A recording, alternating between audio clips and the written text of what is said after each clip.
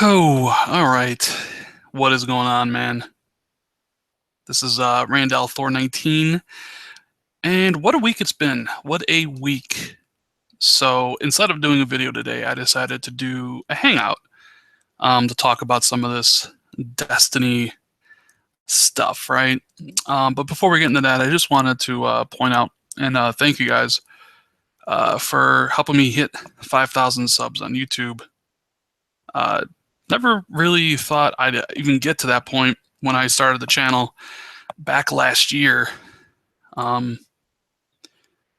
it's nice to see the growth of the channel. You know, I know a lot of you guys really enjoy the content that I put out. So whether it's the Rands Indie Spotlights will be coming out, you know, relatively soon again. I do have a couple planned. Hey, what's up, War Machine guy? How you doing? How's everybody doing in the chat?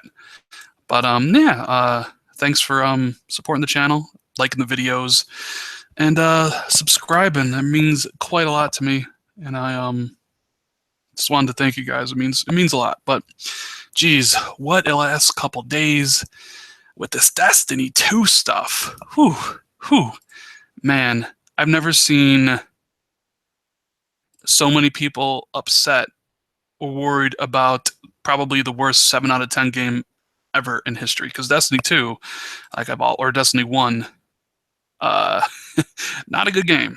Not a good game, despite the fact I did play a lot of it, right? So, Destiny 2, where do we even begin with all this stuff? I guess I'll just give a rundown of the things that happened, and then we'll actually get into my opinion on this stuff. So, I put a video out a couple days ago talking about how Destiny 2 highlighted a major potential flaw with Scorpio. And basically, I used Destiny 2 as the backdrop of third-party games and third-party developers not properly taking full advantage of Scorpio, whether that's shorter load times, better resolution, better frame rate, and just kind of taking the easy approach, either porting the PS4 Pro version, not putting in the extra work to make the Scorpio version the best it possibly can be. I thought that was an issue going forward, like how devs actually use Scorpio, because the user base for both the Pro and the Scorpio are relatively minor. Well, actually, hugely minor in comparison to the user base of the Pro, or the Pro and the Xbox One, right?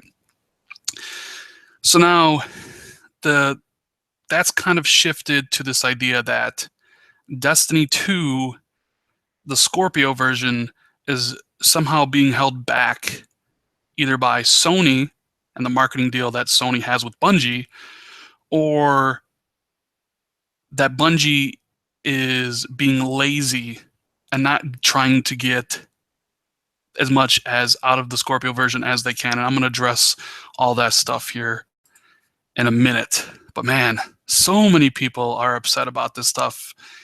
And I don't know if it's because it's Destiny 2 or it's because it's the Scorpio stuff, like the dream of Scorpio. This idea that Microsoft has put out there that this is going to be the best place to play third-party games. But if those third-party games just play the same as PS4 Pro, then what's the advantage, right? Well, essentially, there is no advantage. So yeah, okay. So I always assumed Destiny 2 would be 30 frames per second. Bungie, as a developer, they've only made 30 FPS games going back to all the Halos. They're all 30 frames, right? They obviously are comfortable building 30 frame per second games. They built their engine around that. So their engine might be optimized for 30 frames per second while trying to squeeze as much graphical fidelity out of 1080p as they can. Now, this is coming from someone I don't have any clue about game development. My friends at Microsoft repeatedly will, razz me about that, because honestly, I don't know how game development is. A lot of people that you watch on YouTube don't know how game development goes or what goes into it and stuff. So this is just me kind of speculating about certain things. So I always assumed Destiny would be 30 frames per second, right? just because of the way Bungie is structured and how their engine is, right? And they even said like they had to make some compromises with the first game because it was tied to previous gen hardware. Destiny 1 was out on 360 and PS3, and they couldn't do a lot of things they wanted to do because it was tied to those two old ass systems, right? But now those two old ass systems are out of the equation. So a lot of people had it in their minds that Destiny 2, since it was no longer tethered to the 360 and PS3, would somehow be they could somehow rework the engine, do a whole bunch of different stuff, and the game would suddenly be 60 frames. Well, it comes out during the reveal that it'll be 30 frames on all consoles, right? And they said they couldn't talk about Scorpio, which, whatever, okay, fair enough. You can't talk about Scorpio till E3.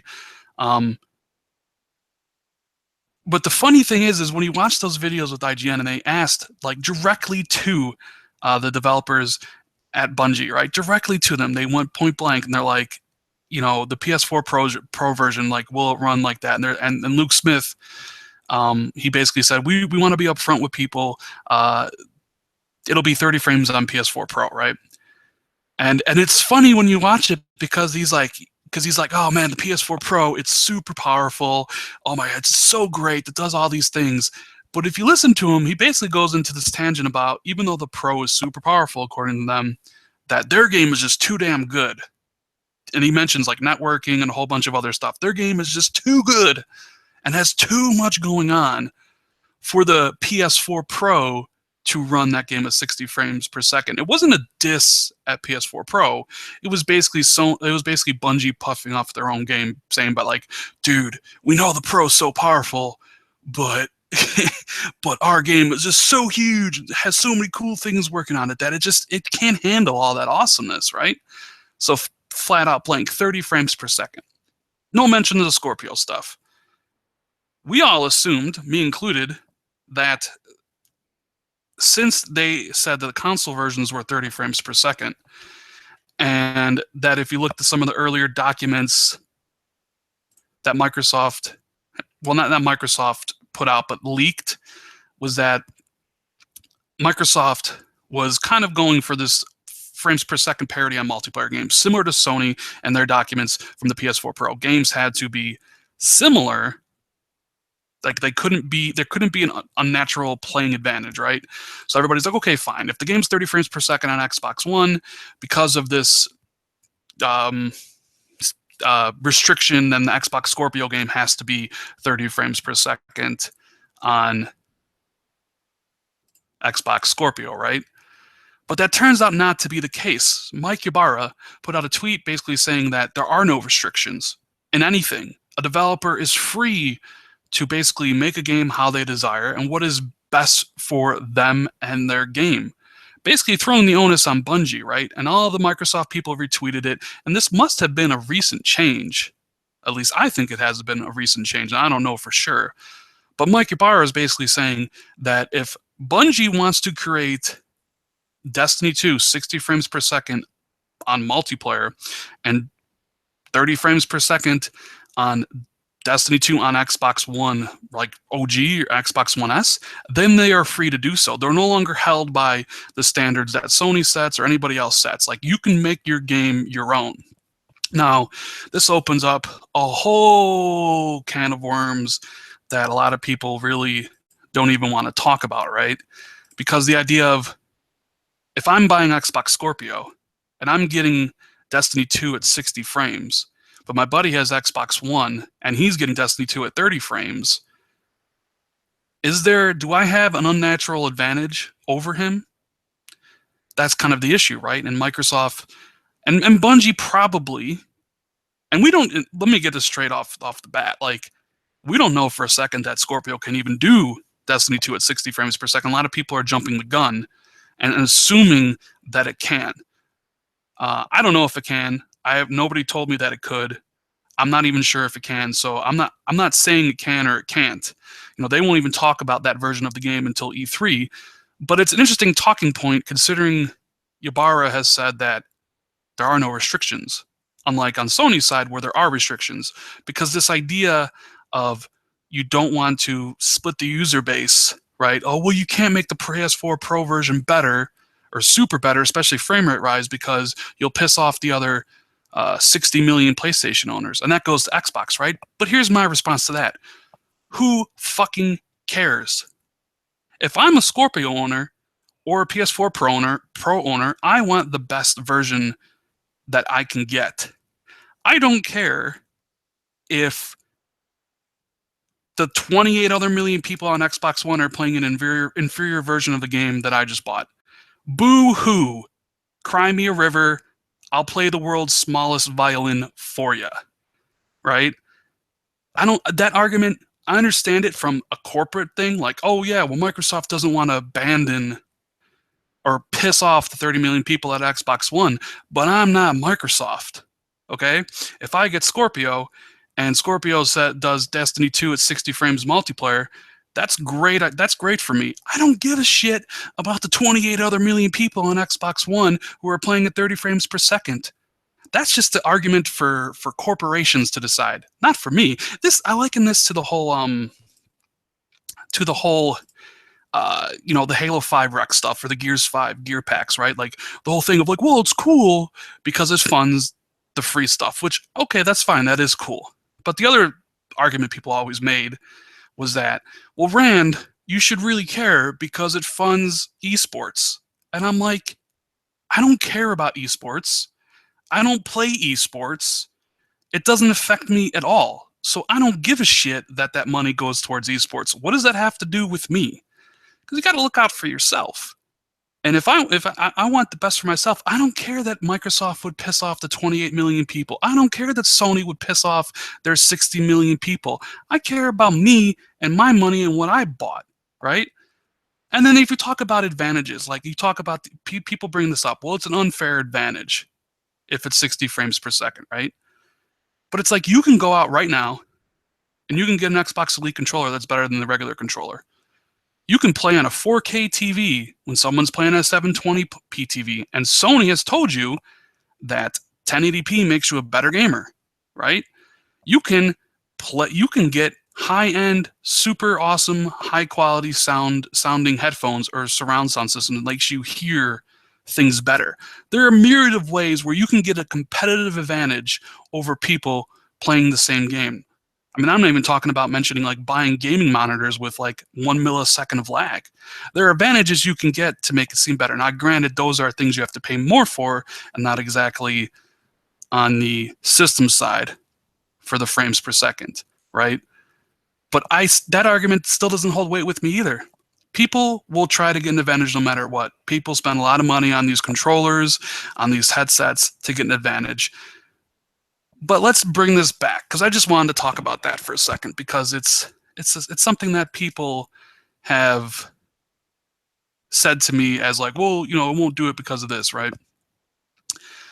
All right. So is this because of a Sony marketing deal? Is Destiny 2 being gimped on Xbox Scorpio because of a marketing deal? I'm going to say no. I don't think so. Now, I don't know this for a fact, because I don't really know much about Sony, right? And the reason I'll say no is because I look at other things that are going on. Like Microsoft has had marketing deals with games this gen that played better on PlayStation. And going forward, Sony is going to have marketing deals with games that play way better on Scorpio. Star Wars Battlefront 2, Red Dead 2, a myriad of other games that Sony has marketing deals for will play better on Xbox Scorpio.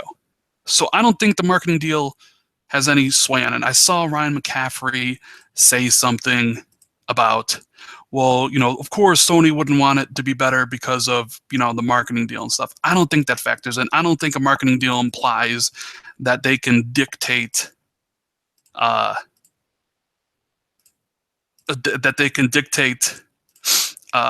the game development goes and what they can develop it at. It's just a marketing deal. It's like Sony can market the game to whoever, whatever they want, right? So I don't think it's because of Sony. And I don't think it's because of the PS4 Pro. Now, then the question is like, is it because of Bungie? Are they lazy developers? Because I've seen that happen quite a bit today, in the last couple of days. A lot of people are accusing Bungie of being a lazy-ass developer and not properly optimizing for Scorpio. Like I said before, we don't know if Destiny 2 can hit 60 frames on Scorpio. Maybe Scorpio's not powerful enough. Who knows? The only people that know if they can get Destiny 2 running on Scorpio is Bungie themselves, right? But when you're developing a game and you have a 30 frames per second on PS4, 30 frames per second on Pro, because even though Pro's super powerful, it's not powerful enough to run our awesome game, right? Then you have 30 frames on Xbox One. You're probably more than likely going to make sure that the Scorpio version is 30 frames per second, because if you made the Scorpio version 60 frames and it could run it at 60, you're going to have one version that is inherently way better than the other ones. And you're going to have a disparity of people complaining on the Xbox side that, I mean, can you imagine, like, hypothetically, let's take the idea that Scorpio version is 60 frames, right? Just hypothetically, to run with this idea with me. And you're playing online, right? And you get killed. People now will complain, oh, lag, that guy killed me because of lag, or whatever. Oh, look at his lag spike. I didn't die because he's a better gamer than me. I died because he lagged all over the place, or he has an aimbot or a better controller. Can you imagine what people would come at then? Well, I died because he's playing at 60 frames per second. He's playing at native 4K. He can see things better. It all opens up a whole can of worms that I'm sure Bungie doesn't particularly want to answer or even think about, right? So they're like, you know what? Screw it. We're going to make all versions 30 frames per second, 30 frames. And, notice when in that thing they mentioned, yes, it was running at 4K, but didn't say native 4K. So I'm assuming the PS4 Pro version is checkerboard 4K, and you'll get a native 4K version for Scorpio. But 60 frames, I don't think so. And I'm not sure it's anybody's fault other than trying for all versions to be competitively similar. Now, I know I mentioned the stuff about the controllers and the TVs and stuff like that.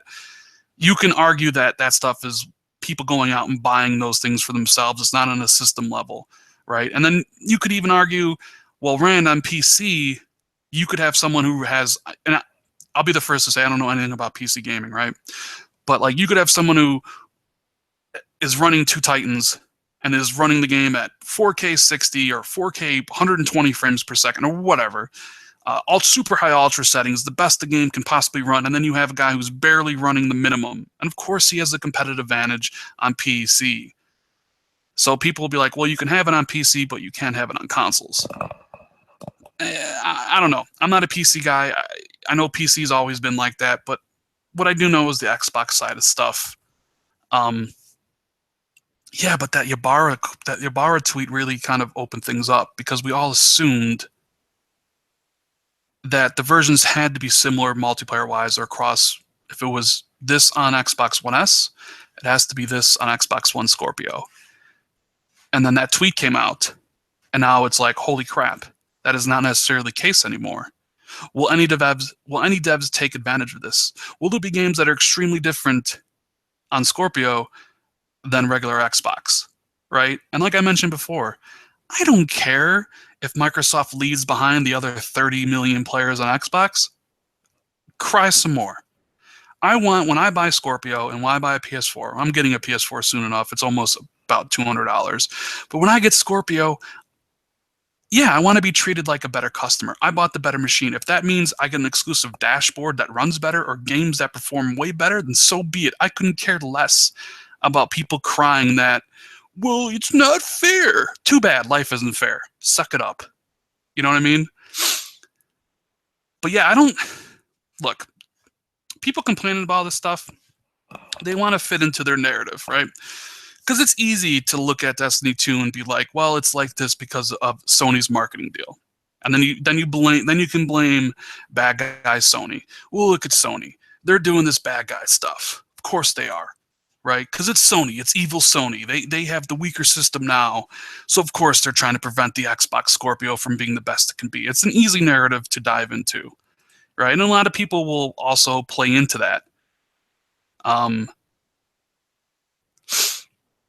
Scorpio will get better resolution graphics. Yeah, I mean, it will, Enrique. It definitely will.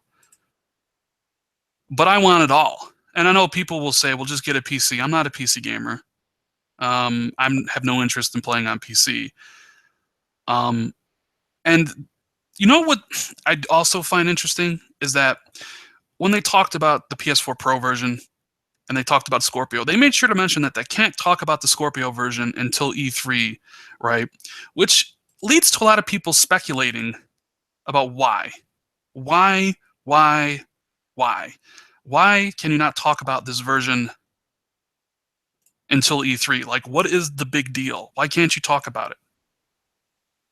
And I did have Kratos or J-Dub tweet me saying that, well, the system's not revealed yet and the system's not out yet, so that's why they can't talk about it. And he probably more than likely is right. But I mean, the system's out there. People have known about it for a year. Digital Foundry just revealed the specs.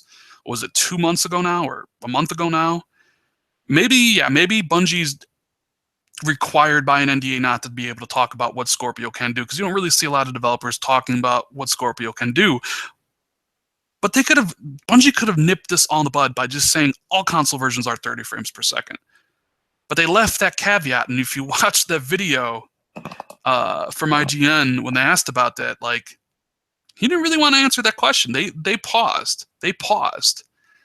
So it opens up that's why a lot of people are theorizing, well, it's like, well, maybe somehow, even though Sony has the marketing rights for Destiny 2, that maybe somehow Destiny 2 is 60 frames on Scorpio, and Microsoft will one-up them there. And they can't talk about that till E3 because it's going to be, I don't know, an announcement on Microsoft's stage, because maybe Microsoft will announce, and oh, by the way, all the games on Scorpio play better, including Destiny 2, Red Dead 2, and Star Wars Battlefront 2, right? It would be cool, but I'm not sure if that's realistic at all. I don't think Bungie's a lazy dev, okay? I'm going to say that right up front. They have like 800 people working on this game. They've been working nonstop to get it out because of that rumored, hey, the game's not out this year, we're taking your stock. They've been working overtime to get this game out the door. They probably just wanted 4 versions that were the same. They didn't want to screw around with one version being 60 frames and 3 other versions being 30. And I didn't even think there's like a different team making the PC version. Maybe in internal testing, they had Scorpio dev kits running the game at 60 frames per second and an Xbox One version running at 30, and it just didn't gel together online. So they're like, we can't do this for the sake of our game. Because that's what Mike was talking about. That's what Scorpio's supposed to deliver. This idea that we aren't going to hold developers to a standard.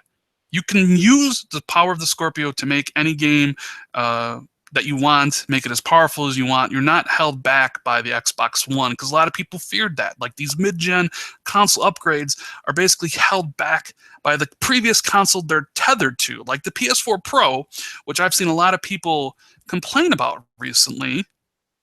And people complain about it because it's not getting the support they thought it was. There's hardly any patches for any games. Now, I'm not a PS4 Pro owner. I'm not even a PS4 owner. So I don't know this from firsthand. This is just what people send me in DMs and tweets and stuff.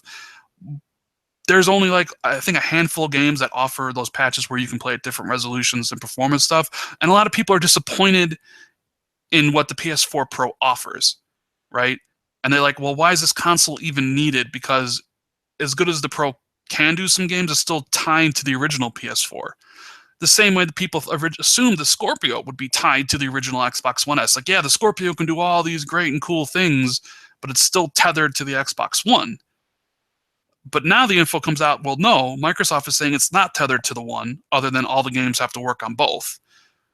That developers, if they wanted to, could make a different version for Scorpio and another version for single player. If I'm reading his tweet correctly, which I may not be, but that's because he had to reiterate that than someone else's retweet.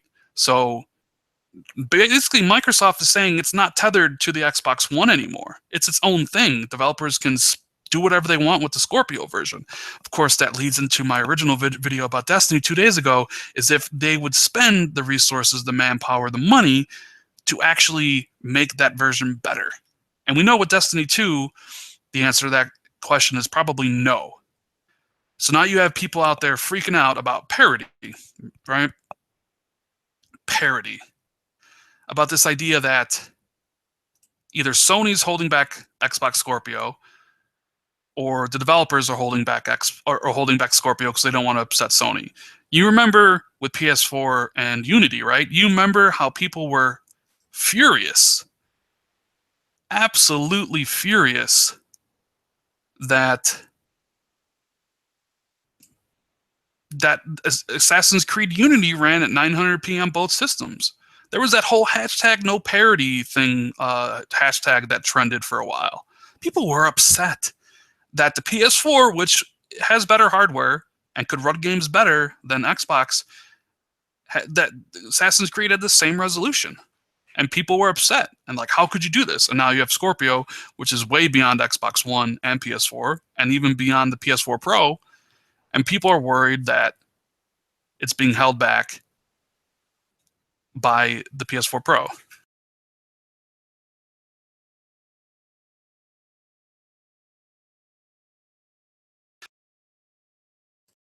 So, what do you do in that situation?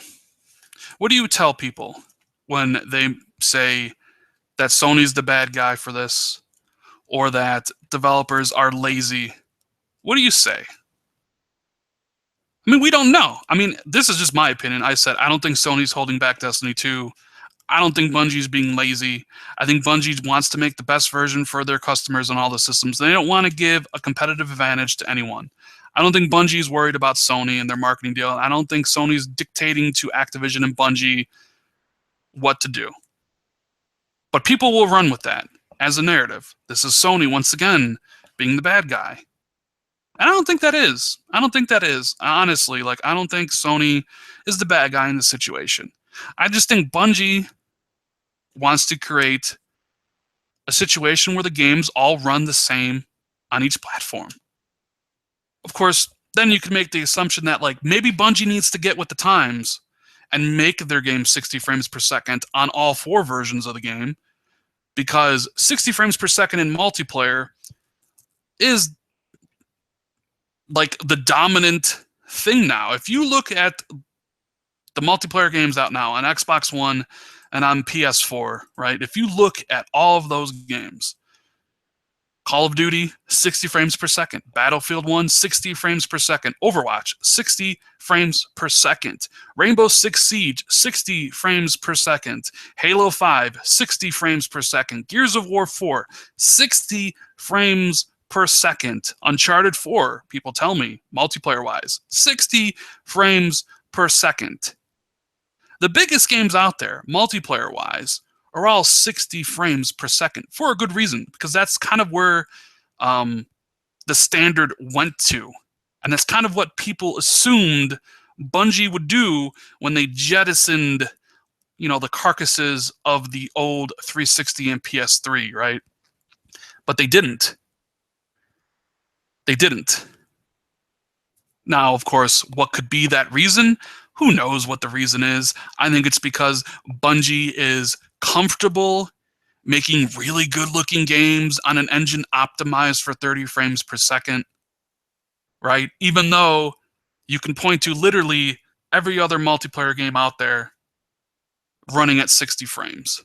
Bungie's kind of the odd person out on that one. And like I said, at the very, very beginning of this kind of short hangout, because I didn't want to make a video, I wanted to talk about that, and also thank you guys for the 5,000 subs, which, hey, if you haven't subbed already, you might as well do so, because, I put out content all the time. You may not agree with me. You may think I'm a fanboy, whatever, but I think I do a pretty good job. And if you haven't hit that like button already, then do so now. I see we got 54 likes, which is great, and then 9 dislikes, so 9 people apparently don't like what I'm saying. But hey, it is what it is. Xbox mad they ain't got shit to play.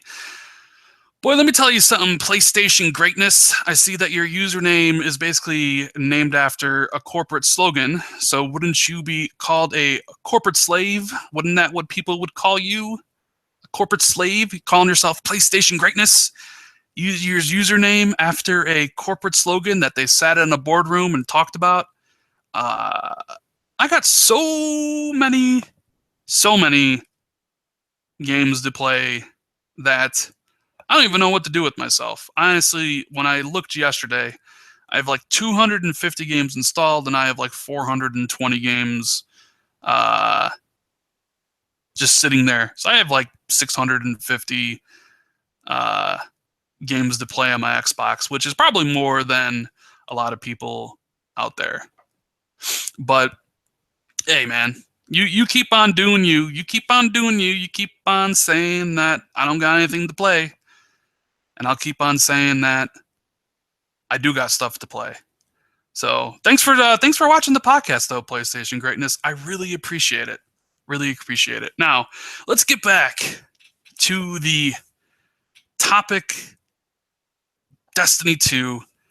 Man, so many people butthurt over a game that is probably not going to be any good at all. Destiny 1, not a good game. Not a good game at all. Hold on 1 second. Got to ban somebody here. Let me see if I can. And my browser's continuously screwing up. I need to get better. I need to get more moderators or something for when I do these type of things. You're on the winning team. I didn't know this was like a sports thing, dude. Like I didn't know. I don't know. Whatever. You're probably 13 years old. Anyways, Enrique says easy there. Destiny was good. We're gonna have to disagree on that one. We're gonna have to disagree on that one there, Enrique. I don't think Destiny was a very good game. I think it's a definition of a 6 out of 10 or a 7 out of 10. Great gameplay, great gameplay, like top-notch gameplay. The shooting, the meleeing, all that stuff. The artwork, great. But the core concept of the game, the idea of doing multiple stuff and doing the same missions a million times over to get a gun that is a little bit better than the one I have, only to be discarded when I get something better. I don't like that gameplay design. I guess is why I don't like MMOs. I don't like this idea of constantly playing all that stuff to possibly get better versions. But that's just me. Destiny, if I had to give Destiny a rating, it's a 6 out of 10. It's slightly better than mediocre. And that's only because I love Bungie, because I thought it was pretty bad. Asking for dislikes. Hey, this is just my opinion. I'm not looking for anything. I've said Destiny was a bad game from the very beginning. Will Destiny 2 be any better? Maybe, maybe not, but it sure has got people triggered. Oh boy. It sure has people triggered. Xbox fanboys are pissed off at the idea that Scorpio is being held back, maybe by Bungie and Sony. PlayStation. Are PlayStation fanboys pissed off? I don't know.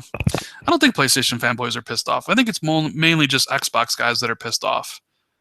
PlayStation fans are probably pissed off that the PS4 Pro isn't exactly doing what they thought it would, right? Not a lot of support for the PS4 Pro at this point, which is disappointing. And also, hopefully, that doesn't necessarily translate to support for Scorpio, because yeah, that would be pretty bad. That would be pretty bad. Porto, what's up, buddy? You want to join?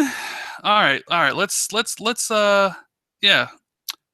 I'll get Porto in here. I want to hear his thought on this, because I did check out the first few minutes of his video earlier. Let me get you the link, brother, and I will get you in here so we can hear a PlayStation gamer's perspective on this stuff, because I've rambled about what I thought about it for a while. And we'll get Porto in here because Mr. Rock, he's a good dude. I like listening to his stuff. I listen to a lot of people's podcasts. I listen to a lot of people's content, whether it's Kid Smooth's content, whether it's Weapon Wheel, whether it's Xbox Nation and Dealer Gaming.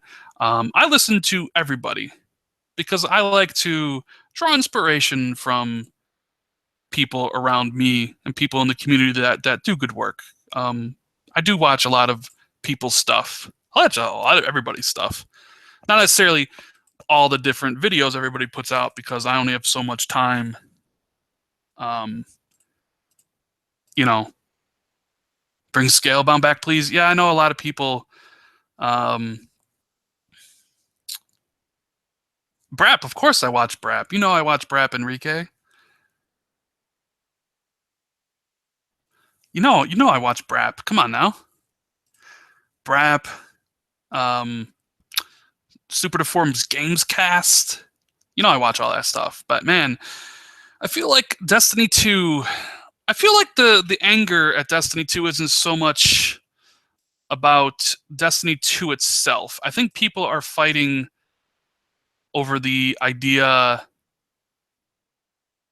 that maybe Scorpio won't be that improved upon. The games won't be that improved upon. I think that's what frightens a lot of people. I honestly do. Because people arguing about Destiny 2, it's like Destiny 2, it's I think it's just a talking point for the rest of the games that are coming out down the road. It's like, well, if this happens to this game and the version isn't that much better, will it happen to a whole bunch of future titles down the road? And if that is the case, then what is the point of Scorpio? Right? And I think people may be starting to realize that that might be an issue. And I think that's what scares a lot of people, is they see the lack of support for PS4 Pro, right?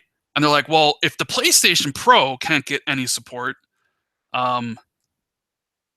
then what is the likelihood of the Xbox Scorpio getting even better and more support than the PS4 Pro, which PlayStation has a larger user base? So to me, I think it's people looking at it and be like, man, like if this game isn't getting the support, what about X, Y, and Z down the road?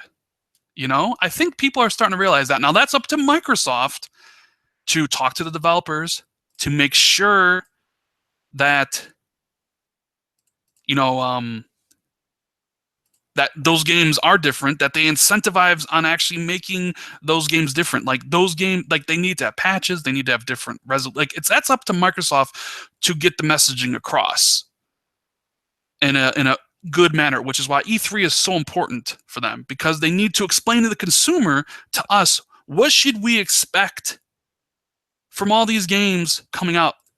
Should we expect that these games will run very similar to the Xbox One S? Should we expect that every game will be different, that every game will be better? Microsoft needs to come out at E3 and they need to nail that message home. They need to tell people why you need to pay $400 or $500 to basically buy a system that may or may not be better than the previous one. So I don't think people are upset about Destiny. I think they're using Destiny as a thought for like all the other games coming out. Where if like Destiny 2 does it, what's the likelihood that Red Dead Redemption 2 does it, or Madden does it, or Wolfenstein does it, or whatever amount of games that come out, right? That's the idea. So I did see Kitsmove say that the engine may not be optimized for 60, and I made that point earlier. That is exactly right. Bungie, you know, the makers of Halo, they've only ever made games in 30 frames per second. They obviously optimized the engine for the first game to run at 30. Did they really rebuild the engine from scratch to optimize the game at 60? I don't know. Bungie always seemed to me they like the graphical fidelity of the games, because remember Halo 1 and Halo 2 were some of the best looking games at the time on the system. But yeah, I don't know. It's very well me. The engine may not be optimized for, and I'm not a game developer. I don't know these things. It's just me kind of spitballing the idea that that might be a reason why.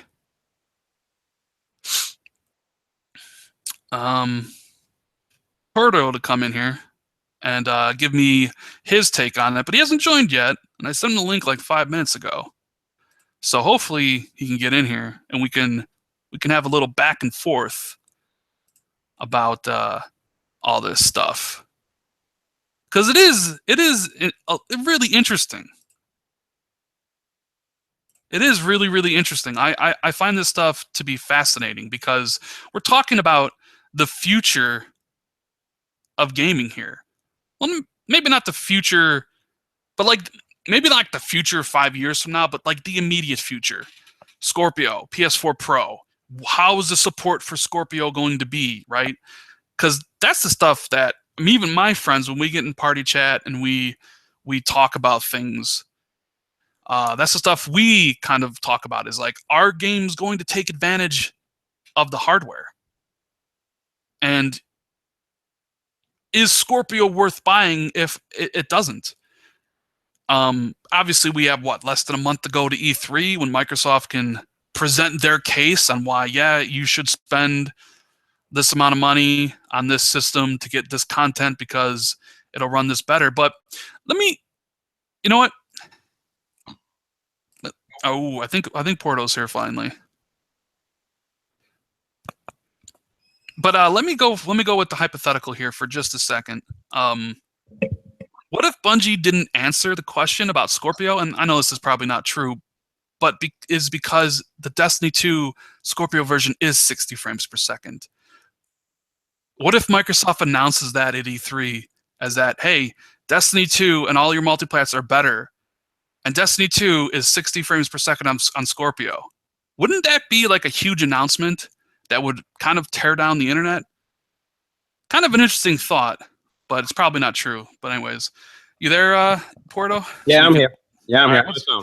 What's up, dude? So, brother. Not much, man. How you doing? I watched a little bit of your video today. The truth behind the Destiny 2 stuff. Yeah.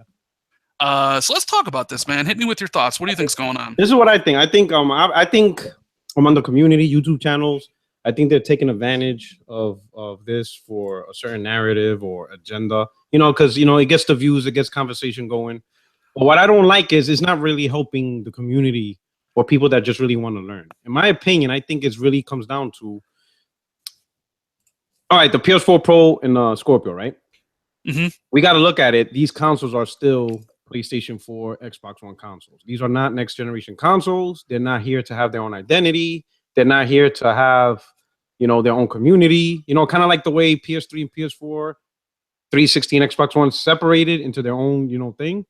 These consoles aren't meant to do that. So I don't think, at least with Activision, others, they're not going to separate the community with a huge advantage of 60 to 30 FPS. I don't think they're going to do that. Because this is not PC. Do you think that's a Bungie decision though? Because Mike Ybarra said that there are no restrictions on the Xbox side. Like the cord is cut. I don't think it's from Microsoft. I think that is a Bungie decision because you got to look at it from Bungie's perspective. All right. So now you got to look at it. Like on PC, performance is really on the user. It's a user responsibility to get the performance that you want. You know what I'm saying? If you want 60 frames, 1080p, you got to have the hardware to do it. If you want it to run a 1440p or 2K or 4K, it's on you to do that. It's not on the developer. It's on you. They're going to maximize to a certain extent, but for the most part, if you want the best performance, it's on you to know what you're doing. It's on you to research the CPU that will get the best performance. It's on you to get the GPU. On console, that's done for us. It's on the developer to do these things.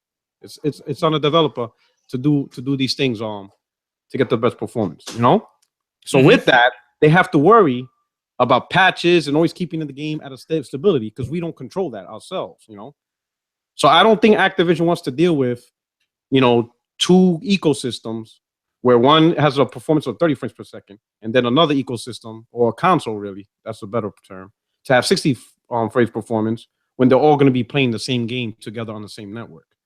So I completely agree with that. Yeah, Activision's not going to put in the money to do that. They're not going to put in the time and manpower for a patch to make the 30 frame per second performance good and ensuring the 60 frame per second. They're not going to do that to themselves. Okay, what about this theory that what if Microsoft paid Bungie to actually make the Scorpio version better, not violating their mark? Because I see a lot of people being like, "This is Sony holding back Scorpio," but I've seen marketing deals from Xbox this gen where the games performed better on PlayStation. And I know for a fact that some of the Sony games that they're marketing this holiday will run better on Scorpio. So do you think Do you think there's any possibility that maybe Microsoft slipped the check and being like, "Hey, make that Scorpio better"? And They then could. I could see. I could see that possibility because it's really going to come down to time and money. You know, does Activision want to manage two platforms for their stability? You know, the Xbox One, or can they just work together? You know, you got to think of efficiency too. You know, if Scorpio platform and the Xbox One S vanilla, if they're all playing the same game online on the same network, it's easier to make sure they all equally have a solid 30 frame per second, performance. Maybe Microsoft might pay money to them to say, hey, here's a check to offset that cost for you to maintain 60 on the Scorpio version. That's a possibility. But then also you have to think of the huge advantage between Scorpio and Xbox One. So because let's remember this, the majority of Destiny 2 gamers are going to be on what platform? Just speaking on the Xbox. They're going to be on PS4 and Xbox. Okay. The originals. Yeah. And if those players gets pissed off saying that the Scorpio gamers have the advantage, Bungie's going to listen because that's where the money's coming from. The money's not coming from Scorpio owners. They're the minority. Right. The money's coming from the fan base that they have now. Well, and if that fan base is not happy. I made the point earlier that because people brought this up to me, it was like, well, they can't make one version better than the other because, you'll piss off too many Xbox owners or you'll piss off too many PlayStation owners. I'm like, I don't care. I don't care if I have Scorpio. I want the best version. If that means so say for the sake of the argument that Destiny 2 is 60 frames on Scorpio, right? And I pick that up, and I have an advantage over my Xbox One brethren who haven't upgraded, and are now pissed off because that they see me or anybody on Scorpio has an unfair advantage, and I say to that, too fucking bad. Like, cry me a river. I'm not corporate Microsoft. Like, I get it from corporate Microsoft's perspective. Is like, hey, we can't ruffle the feathers of our 30 million users. And I get it from PlayStation. Like, we got to have parity with PS4 Pro and PS4 because we don't want to upset 60 million people. But I'm not corporate Microsoft and I'm not corporate Sony. You know what I'm saying? Like, if I get that game and I have an advantage, I don't care. Too bad that you didn't buy Scorpio. You know what I'm saying? Because right now, I can get an Elite controller that is better than an Xbox One controller. I can play in a 4K TV, which is better than a 1080p TV. And as you well know, Sony did say 1080p TVs or 1080p makes you a better gamer, right? So I can get a 4K TV, which is an advantage. I could get really super high quality surround sound headphones that give me an advantage over somebody just playing on a regular TV with regular stereo sound. I can play on a gaming monitor with 1 millisecond of lag, which will give me an advantage over somebody playing on a high 60-inch TV with 20 to 30 milliseconds of lag. There are people that get advantages wherever they can.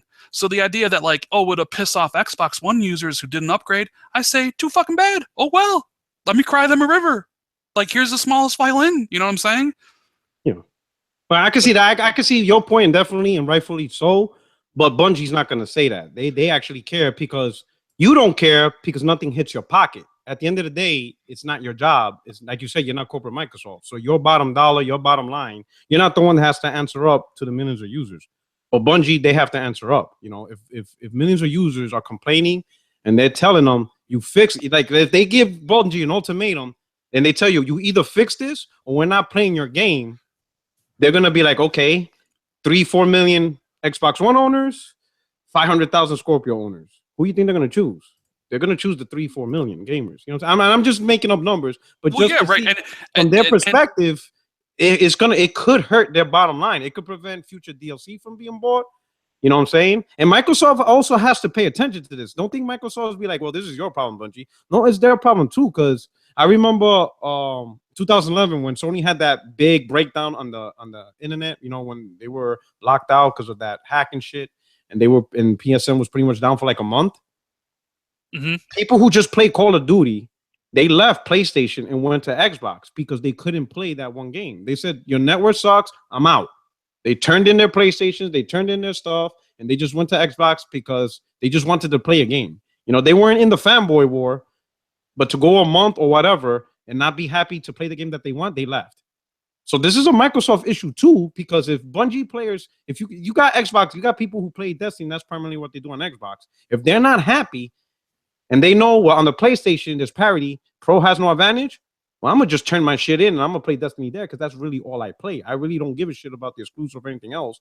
And if I can't get what I want, I'm out of here and I'm going on PlayStation. That can happen too. So Microsoft also has to observe these movements too, because gamers are finicky, especially if that's the only thing you really play. Yeah, gamers are extremely finicky. Yes. But okay, let me ask you this: do you think because we all assumed, that the parity between PS4 Pro and Sony mandated by, or PS4 Pro and PS4 mandated by Sony, where the only difference can be basically is a resolution difference, right?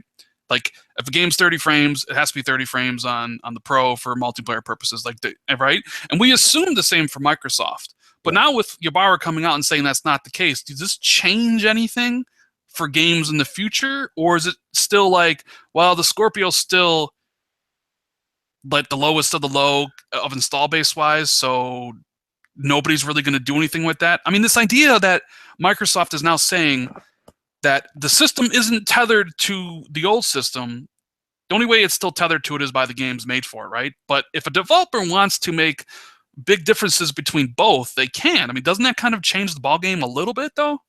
I say what Mikey Barr did was brilliant. He's absolutely brilliant, because what he did was, well, number one, for their first party, I'm sure they will always go for 60 frames, whether it's Gears, Halo, Forza, Sea of Thieves. Even if they have to push the game out at 720p on the Xbox One, it's going to be 60 frames, So I think from a first party perspective, they don't have to worry about that, because it'll be 60 frames on Scorpio, because they're going to make sure it's 60 frames on the Xbox One. So they're not going to have that split community.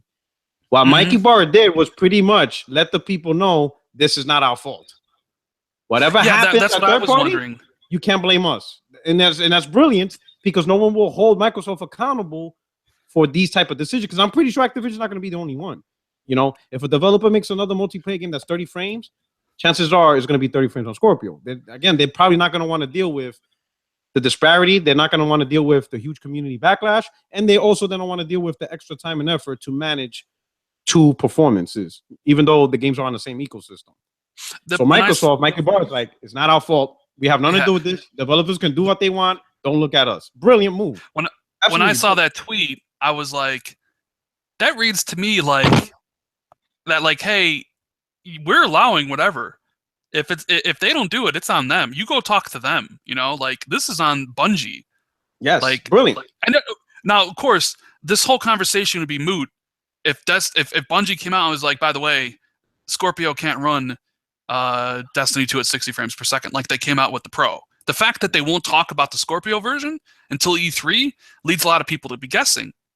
And I don't know if you noticed, but I mentioned it earlier.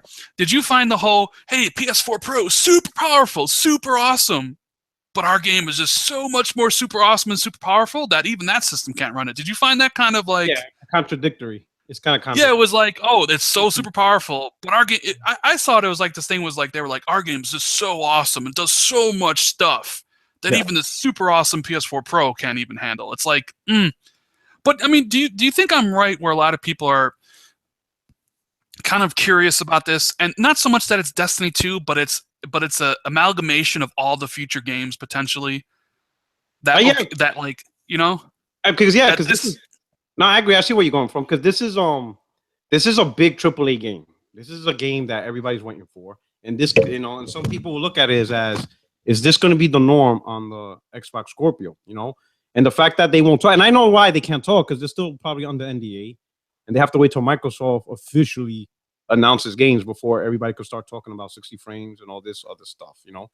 One thing with Mikey Barr, he not only said frames, but he also said fidelity, which is interesting, because in that same tweet, he said performance and fidelity is up onto the third party. So he pretty much made sure that Microsoft can't be held accountable if a developer doesn't do native 4K, which is pretty interesting as well. So they're, so they're washing their hands and like, hey, this is the console. Whatever the developer decides, it's on them. Performance, fidelity, it's on them, which is pretty smart of him, But I think everybody's nervous. I say we shouldn't jump the gun, because it's not like... I don't know why this game, because I think Battlefield runs at 60 frames, doesn't it? Dude, that's what I was mentioning. If you name a multiplayer game that is out now, they all run at 60 frames. Gears runs at 60, Halo runs at 60, Overwatch is 60, Rainbow's 60, Call of Duty's 60, Battlefield 60, Uncharted 4, someone told me, 60 frames in multiplayer. Like all the multiplayer games this gen have all switched to 60, and the only kind of like one that's not 60 is like Far Cry, but who plays Far Cry online? Yeah. And Destiny 2, and it's just like The big I don't thing is know. Battlefield. If Battlefield can do 60, I don't understand why any other game on console can do. And it's not like the Frostbite engine is optimized for console, because that's a pretty hard engine to run. Yet they still get it to 60. Mhm. So I don't understand why this game. So to me, this is not even a a parody marketing deal. I think this is more Bungie. Like, Bungie, what are you doing that you can't get this game to 60? I remember when Destiny 1 came out, a lot of it they blamed it on the PS3 and 360. Oh, because of those consoles and cross-gen gaming. That's the reason why it's 30. I'm like, okay, that kind of makes sense. All right, I get it. But now there's no excuse. So I think it's more on Bungie and Activision. Something's going on. That I don't know why they're releasing this at 30 frames. Maybe they're using the same engine as Destiny 1, and the engine was built at 30 frames, and they're not willing to optimize it, or they made a shortcut. It's just odd that you could get Battlefield even on the vanilla PS4 and Xbox One at 60 frames, but you can't get Destiny, to which they even lowered the PvP, so it's like 4-on-4 now. And so like, it's not like there's a whole lot of action that's gonna go on. You know what I mean? And they easily could have done something where it was like the Crucible is 60 frames on everything. Yeah. Whereas like the PvP stuff is 30 frames because, okay, yeah, the PvP stuff's open world, what have you, but the multiplayer is very much strictly just a Call of Duty, like a small map, well, maybe not that small, but 4v4. And I think people are upset about this because they assumed Destiny 1, like, because like Bungie said, like, well, we had to make concessions because it was on PS3 and 360, right? Yeah. Last gen was holding us back, they said. Because, and I was like, okay, now you no longer held back by last gen. You can make the game how you see fit. And then it's like, okay, well, then it's still 30 frames. The game didn't look any different than Destiny 1 without the limitations of last gen. So people are looking at like, well, what the heck? Like, I'm gonna be honest. When I saw the gameplay video, I was excited, but I could have sworn it could have been a DLC map pack. When I looked, I'm like, this could have been DLC. From what I've seen, I'm like, some of it, the guys, you're still fighting the same guys. I'm like, this looks like DLC, to be honest. And I'm excited. I'm gonna buy it. I'm gonna enjoy playing it. But it didn't give me like a whole new, this is a sequel. I'm looking at it like, for all I know, this could have been one of the DLC, and they just decided to make it into a sequel, Vice. But it just looks like DLC, to be honest. In reality, it's just. To me, it looks like Destiny 1.5. Yeah. Especially, I have a buddy who has put in 6,000 hours into Destiny 1, and he doesn't understand why he can't bring his weapons and gear over, because nothing in that game or what they showed makes it seem like, well, why can't I have my weapons and emblems transfer over? It's probably just they're going to sell it to you again. But yeah, you play on PlayStation, I play an Xbox. You don't own an Xbox, I don't own a PlayStation, right? We're like twin brothers. We're like yin and yang. Yeah. The PS4 Pro, though. I want to ask you about the PS4 Pro stuff. A lot of people tweet me and they DM me saying that the PS4 Pro isn't getting a lot of support. There aren't a lot of games that get patches for it. Is this true? You're more in tune with the PlayStation community and stuff. Is the PlayStation 4 getting as much support as you would like, or is it not getting as much support as it should be? Like, what's up with the PS4 Pro? Well, with the Pro, I didn't get it personally because I had a feeling this might happen. When this whole thing about mid-gen refreshes was coming up, I'm thinking this may not work out as everybody thinking, because we're console gamers. Most of us were happy with, we buy the console, upfront, and now it's on the developers. It's on the manufacturer, Sony, Microsoft, to improve the performance, and it's on the developers to get the most out of it, so we could get the best looking games. You know what I'm saying? And then once we're tired, after 4, 5, 6 years, then we will pay another $400 or $500 onto the next platform. And when we pay $400 or $500 for a console, we traditionally do it not just for graphics, but because it's going to be a whole different type of environment. We're going to get games we didn't have access to. These games will take advantage of the hardware to bring us bigger worlds, better graphics, better gameplay. It's pretty much a new. It's like a new way of playing. You know what I mean?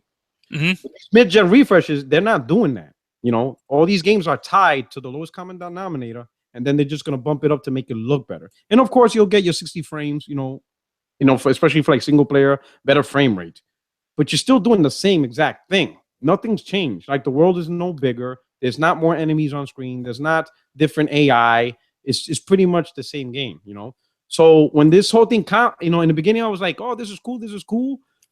But when the console came out, I'm thinking, you know what? I'm not going to go on impulse. I'm going to just leave this alone. I'm going to just focus on buying more games. And then next year, I'd rather just buy an Xbox One S to get a different experience. So to answer your question, I don't think the Pro's getting as much limelight and support as it could, namely because number one, you hardly see advertisement from Sony. And number two, the fan base is much smaller than the slim vanilla fan base. That's where the money seems like it seems like Sony's starting to advertise it because they did put out the ad where they talked about dynamic 4K gaming, which I made a video about because I thought that was kind of funny.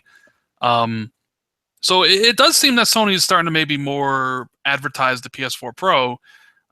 It's just it doesn't really seem like I never really hear a lot of patches anymore about games getting patched for PS4 Pro to take advantage of the games. And maybe it's a different story. Maybe that's because those games were in development before PS4 Pro, but like now you have a whole bunch of games coming out the rest of the year. We got Star Wars Battlefront 2, we got Red Dead 2, we got South Park, we got a whole bunch of new content. Do you think that these games coming out in the future will have default PS4 Pro support because these games are being made with PS4 Pro and Scorpio in mind? I think right now it's not even something, because it was a big deal in the beginning. This game's getting pro support. This game's getting patched. Now I think it's just status quo, to be honest. I think it's like an expectation now. Now it's most games already come with the pro support already embedded day one. In the beginning, I guess because it's early in the life cycle, they had to develop the patch and then upload it, and then they put in the news. Hey, latest news, this game's got a patch. Latest news, this game's got a patch. Now I think it's just status quo. Now it's you just buy the game and it has the pro support in it.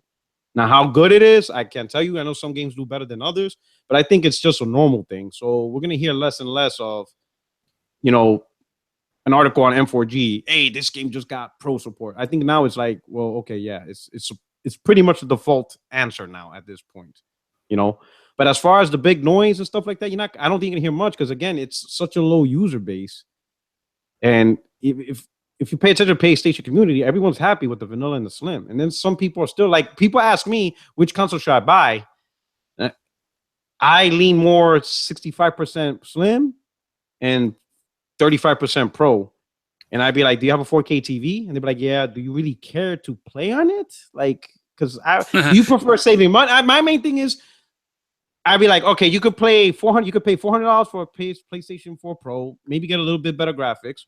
Or you could buy a slim that's probably bundled with a game, and the extra 150 that you save, you could buy 2 or 3 games and a subscription service. And they'd be like, yep, you know what? That sounds better. Because that is the better choice. With $400, you get a console with a bundled game. You could buy 2 or 3 used games for a cheap price, and you get a subscription to PSN. So you get much more value, and you're going to give all that up for what? For dynamic 4K, or even if the game's like native 4K, like NBA 2K. No, what is you said. $200 really not much? It really is. Paying an extra $200 really that important for? Okay, as a PlayStation guy, let me ask you this. So you mentioned like the idea that they bundle the games together on the PlayStation and all that stuff, and so you have a game, right? But Xbox has Game Pass that they're coming out. This idea that like Xbox could bundle in Game Pass with Scorpio, which they probably won't, at least not right away. But then instead of having a game, like when I buy a PlayStation 4, which I will when it hits 200 and doesn't come with Infinite Warfare, but like say the Uncharted 4 edition comes with the PS4 Slim comes with Uncharted 4. Like I have a 4K TV, but I'm not interested in getting the PS4 Pro, right? Mm-hmm. Because even though I have a 4K thing, like I know how much I'm going to use the PS4. It's going to be for the exclusive. So the amount of money extra I would pay for the PS4 Pro isn't worth it, in my opinion, right? Yeah. But getting a PS4 is still worth it because there are games I want to play on the system. Yeah. So I buy the PS4 and I get Uncharted 4, right? So that's the only game I can play. But on Xbox, with this idea of Game Pass, if you do buy an Xbox One S, or maybe you're new to the Xbox ecosystem and you get Scorpio, you can then get Game Pass, and you have 100 games that you could potentially play. I mean, how do you think that factor is going to factor in this holiday? So for Game Pass, that's actually oh, sorry about that. That's actually it's a great idea. It's a great concept. And advertise right, it could give Xbox an edge. Also, if you could buy an Xbox One S for $200, and they say they give you 2 months free of Game Pass. And people ask, what is Game Pass? And they'd be like, oh, you get to play. It's like a Netflix service for $10, $11 a month. You get access to all these games and you can play. So that is intriguing system, things that. But Microsoft has to advertise it right. Did you see? You remember that video came out about 2-3 weeks ago? That wrestler Steve Richards, I think his name is. Stevie Richards, yeah, Stevie Richards, on why he went from PlayStation to Xbox. And when he got Xbox, he said that when he played it, he didn't realize there was something called EA Access. He didn't even know that thing existed. And he's a big Madden dude. Yeah, a lot of people don't know that exists. A lot of people don't know that. You know what I'm saying? So you don't know what you don't know. So for Game Pass to be successful, it's on Microsoft to advertise it. And I'm sorry, they can't rely on YouTube channels and Twitter. That obviously that's not enough. That's enough to get the hardcore gamer, but it's not enough to get the Stevie Richards. He even said himself, the one thing I like about his video, he's talking about how he went from PlayStation and Xbox, and that's cool. Why he went through, I would have done the same thing. But he is the ideal casual. He just wanted a console to play games. He wants to play a game with his friends, play 40 minutes, get online. And he chose a PlayStation because I guess most of his friends had a PlayStation. You know what I'm saying? And that's really what the casual is. They don't know all these details of resolution. And, this isn't 3 years ago. 3 years ago, you had the hardcore buying these consoles. You had the tech enthusiasts buying these consoles. So 3 years ago, we were having these conversations of 720p, 1080p. Over the last year and a half, the casuals took over. Some of them don't even know what even the conversation is, and they just want to play games and stuff. So in order for these casuals to know what Game Pass is, it has to be advertised. You have to see it on TV, and it has to be easily explained, because again, Stevie Richards, wrestler, he has money, obviously, but even he didn't know. And if you look at his channel, he likes to interview, he likes to do videos on, cameras and other these tech devices. So he is interested in tech to a certain extent. But even he is still a basic casual when it comes to gaming. He had no idea on some of the simple features Xbox One had. Right. And it's funny you mention him because my buddies over at Tick Podcast, they had him on like a week ago or 2 weeks ago. He was a guest on like the Multiverse show that Anchorman V2 runs, and that Fame Entertainment is also a part of. And it was interesting. Like he's a good dude, but you're right. Like you said, you don't know what you don't know, right? Like a lot of people don't know EA Access exists, and it's a great program. And I never understood why Sony fans were so like against the idea of EA Access. I mean, I have EA Access, and like, okay, so it's like $5, and you can have access to 30 games in the library. Now, granted, some of those are old sports games, but not all of them are, right? And I know for you're going to get an Xbox One S. Yeah. Would you think about getting Game Pass just for like a month to try out? Okay, well, maybe this exclusive's in there and this exclusive's in there, and it's going to be cheaper for you to play those games you want for that month and just paying $5, and then you can just cancel later. Are you thinking about that whenever you do get your system? Oh, definitely. I mean, it depends on the pricing, but if they do like $8-9 a month, definitely, because I'll have access to maybe a lot of backlog titles, especially, and like you said, like you, I'm buying the Xbox One for the exclusives, not for the multiplats. So if they put a lot of the older exclusives, if they have Sunset Overdrive, Rise, Ori and the Blind Forest and stuff like that, Halo, Gears of War, if they have all these games, then yes, that would be awesome because I would be playing it through Game Pass and stuff. But if it's mostly third-party multiplats that they have and maybe one or two exclusives, like, they don't, because that's what I'm afraid about Game Pass. They pick and choose what type of titles that's going to be in and out the vault. You know what I mean? So they may not have every single old exclusive. Like you might have Rise or Sunset Overdrive, but you don't have Halo 5 and Gears of War 4. You might have Forza Horizon 2, but you won't have Forza Horizon 3. You know what I mean? So it depends on how they play it out. For the most part, I'm thinking positive. I think it might be a great service with great access to games. But if it's going to be multiplats mostly, I won't use it as much because I'll be playing my multiplats on PS4, mostly because, I have the trophy. I want my trophy levels to go up. And if it has multiplayer, I'll be playing with my friends and my family that I have on PSN and stuff. So everything's tied to that ecosystem more than Xbox, So yeah, I mean, I'm the same way. Like I'm the same way. It's like I want to play some PlayStation 4 games, But like, I'm not interested in playing any multi-platforms on there because I get everything on Xbox. You know, like I have a library of games, I have a collection of stuff here, and it's like, you know, there is something to be said about needing to pick up a system for a game because it's only on that system, right? Yeah. I know a lot of people are like, some people are down on Xbox because, well, you could get Gears 4 on PC if you wanted to, or you could get Recore on PC if you wanted to, and probably Halo 6 and some of their other games. And, you know, I don't think Microsoft really cares about where you play as long as you do play. But there is something to be said about, like, hey, if I want to play Horizon Zero Dawn, the only place I can play it right now at this very second is on PlayStation 4. Now, in a year from now, maybe you could play that on PC with, you know, PlayStation Now or whatever, or PS4 Now. But like, as of now, it's like, no, if you really want to experience Horizon Zero Dawn, then there's only one place you can play the game, and that's the PlayStation. There's a lot to be said for that stuff. I see somebody saying Xbox is an indie machine. Well, you know, PlayStation is an indie machine too. Both PlayStation and Xbox get an exuberant amount of indie games. Let's see here. I'll time that guy out. Like, all right, there we go. I mean, indie games, they kind of pick up the slack for this gen, in my view. Like, there was times where Sony's first party studios didn't have their act together. They're starting to get it together, releasing better exclusives.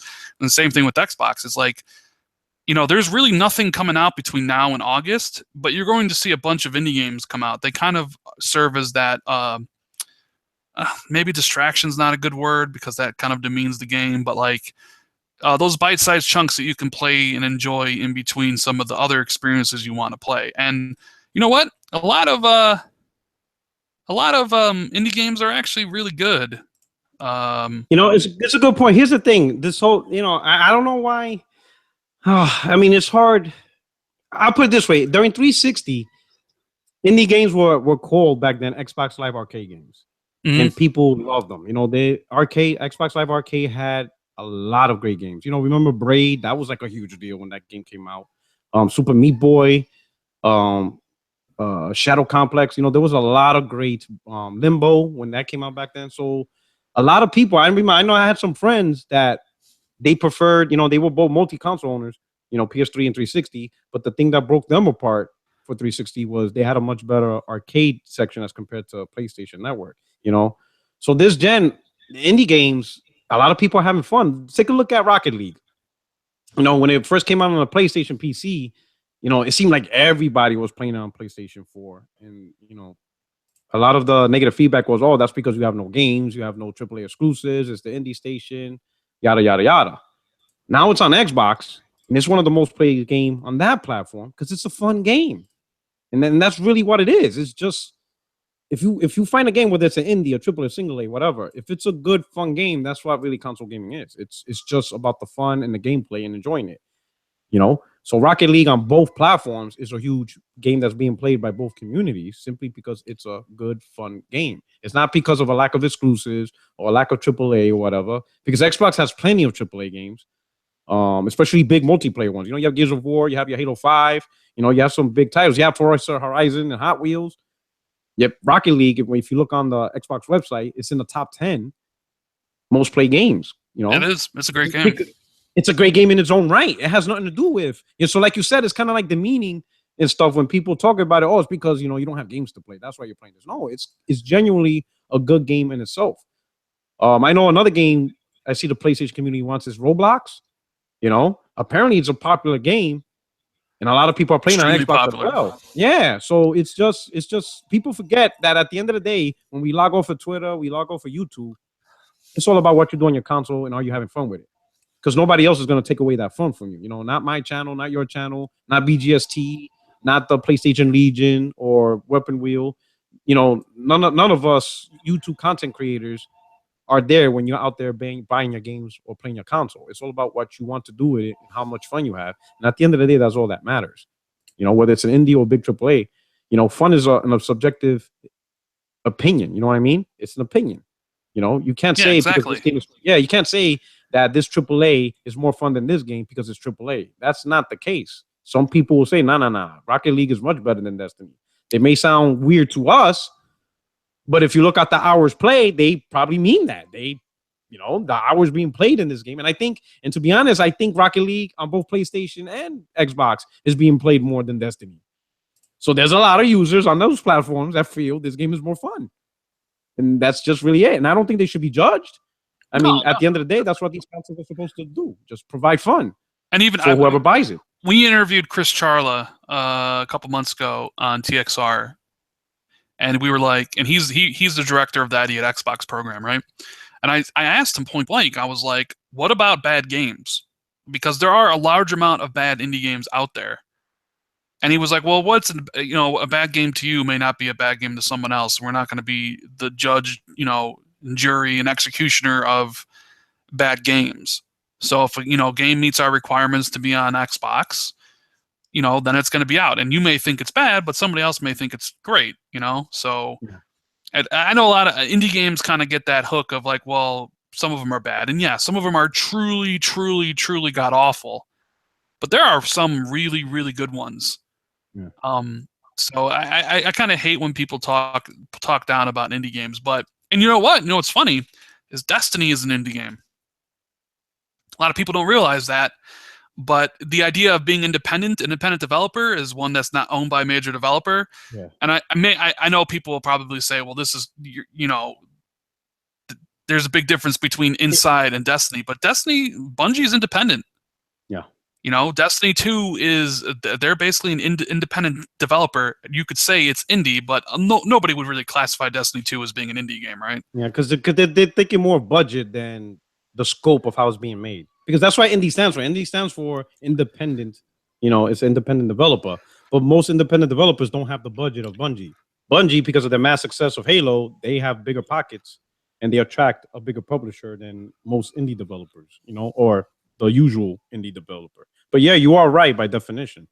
Bungie would be classified as an indie developer. They just have a big pocket to make games. All right, so let's bring this back to Destiny 2 before we end the show in a few minutes. So we both think that it's nothing to do with Sony's marketing, right? That has nothing to do with why one version is being held down. And we pretty much kind of both agree that it's on Bungie because they want a level playing field and they don't want to give a competitive advantage to one system over the other, right? Even though Xbox, now according to Mike Ybarra, will let them have that competitive advantage if the devs want that, right? That's kind of what we both kind of agree on. Yep, I agree. All right. Yeah, I do agree with that. Yeah. I think I said, I know a lot of people are gonna use Mike Ybarra, but again, he played it brilliantly. Because I think he knows on the Xbox side, from a first party publisher, again, their games are going to be 60 frames on Xbox One, so they have no issues with 60 frames on Scorpio. But right. if those decisions for the developers, third party, that's on them. So obviously they don't want Microsoft to take the blame, to be like, oh, it's Microsoft's fault that they have to have parity. And be like, no. That's on the developer. So, but I don't think a developer is going to be that much of a heartache to do those decisions, because I think they're going to be more worried about how the majority feels versus the minority Scorpio owners feel. Mm-hmm. I think that's going to be the one impact. And remember, people got to remember, we're entering new territory. This was never done before. I know, having a console, having a new 400, 500, whatever the price is, let's say 400 to 500, a new $400, $500 console to be launched simply to get better performance. That's never been done before. In console gaming, when you're about to buy a new $400 console, you're getting a new console. You're getting from PS1 to PS2, NES to Super NES, N64 to GameCube, Xbox One to Xbox 360. That's what we're used to. So this is a new concept, So, and it's a game. In my opinion, I think this might be the last time this might happen. I don't think they're gonna go through this again. In my opinion. Hey, PS5 is supposed to come out next year. Yeah. Remember? Yeah, right. Next year. Yeah, that's it. Yeah, that's hilarious.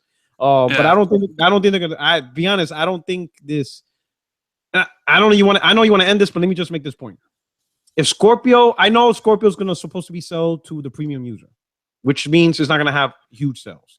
And not having huge sales doesn't mean it's bad. It's kind of like Ferrari and Mercedes-Benz. They don't sell as much as a Toyota Corolla. But obviously, they're not going to, because they're there for a specific market and they do very well for that market. And I think Scorpio is similar. It's going to be for the high-end user, the tech user. But still, this console still had a significant cost in research design, and there's still a cost in manufacturing it. So it still has to have some level of sales to justify the continued manufacturing process. You know what I mean? And that's why I don't, and that's why I think this may not pan out for Sony and Microsoft. I think in the next iteration, they may not do a PS5 Slim or PS5 Pro and a Xbox 2, whatever, because the manufacturing research may not be worth it to release a refresh, especially if people still buy the Xbox One S and more people are still buying the Slim. They're gonna look back and thinking, why did we release a Pro if it's being outsold 3-1 or 4-1? And Microsoft might be like, why did we release a Scorpio if it's being outsold 5-1? You know what I'm saying? So yeah, I know exactly what you're saying. Yeah, yep. I think so I think this might be the last time they do this. I don't see this being continued anymore, in my opinion. We're gonna have to see over the next 2 years. But I think if PS4 Slim and Xbox One S continue to significantly outsell their higher brethren, Microsoft and Sony is gonna look back. People don't really want it because they're gonna look at the sales data. People want, whatever console comes out, they want that console supported and they want it at a cheaper price. You're right. So that's going to be the key. And we're going to have some interesting discussions because E3 is coming pretty soon. Microsoft's going to fully unveil the Scorpio. We're going to have a whole bunch of games, so that will open up a whole new can of worms that I can't wait to talk about. But I wanted at the end of the show, because next podcast is starting. My boys Nice. Xbot and L Mega, right? K Mega.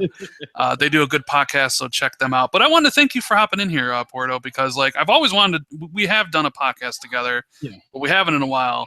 So I wanted to.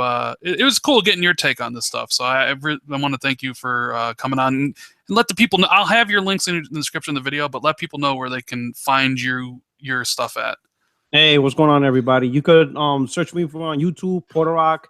AAGE, or you can also hit me up on Twitter, Porter Rock AAGE as well. And check me out every Wednesday, 7 p.m. Eastern for 60 Frames No Lag podcast. Where we talk gaming and all that good stuff. But anyway, appreciate it. I know a lot of people always hit me up on the DM and be like, "Hey, you got to get ran. You two got to do something," because they see us kind of like you're a reasonable Xbox guy that only plays on Xbox. But you call a spade a spade. And a lot of people say I'm the same way. I only play on PlayStation, but we call a spade a spade. And they like to see us together, kind of like that yin and yang thing. And, it's just two guys who strictly play on one platform, but we could see each other's views equally because we understand the bigger picture beyond what we prefer. Right.